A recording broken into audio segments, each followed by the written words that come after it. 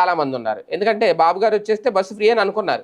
ఆ పథకం అమలు చేయడానికి టైం పడుతుందని చాలా మంది తెలియదు. తర్వాత కండక్టర్లు చెప్తున్నారు, లేదమ్మా ఇంకా స్టార్ట్ అవ్వలేదు, అది ప్రస్తుతం నువ్వు టికెట్ తీసుకోవాల్సిందే అని చెప్పి మహిళలు చెప్తున్న పరిస్థితి చాలా చోట్ల ఉంది.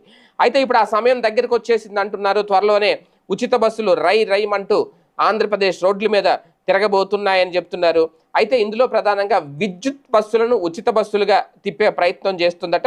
ఇప్పటికే కేంద్రం కొన్ని ఎలక్ట్రిక్ బస్సులను ఆంధ్రప్రదేశ్కి ఇచ్చిన నేపథ్యంలో కొన్ని జిల్లాల్లో ఈ ఎలక్ట్రిక్ బస్సులను తిప్పే ఆలోచన చేస్తున్నారు అనేది, ప్రభుత్వానికి కూడా ఇలా చేస్తే భారం తగ్గుద్ది అనేది. మరోవైపు చూస్తే కొత్తగా ఏకంగా 7-800 ఉచిత బస్సులు నడపబోతున్నారు. ఎక్కువగా సిటీలకు వీటిని కేటాయిస్తారు అనేది కూడా. సిటీల్లో ఎక్కువగా మహిళలు బస్సు ఉచితంగా అందిస్తే మేలు జరుగుతుంది అనేది కూడా. దాంతో ఈ ఉచిత బస్సులు పెద్ద ఎత్తున కొనుగోలు చేయాలని కూటమి సర్కార్ నిర్ణయం తీసుకుందట. మొదటి దశలో 700 విద్యుత్ బస్సులు కొంటారు. వీటిని విశాఖపట్నానికి ఏకంగా 100కు పైగా బస్సులు కేటాయిస్తారు. అదేవిధంగా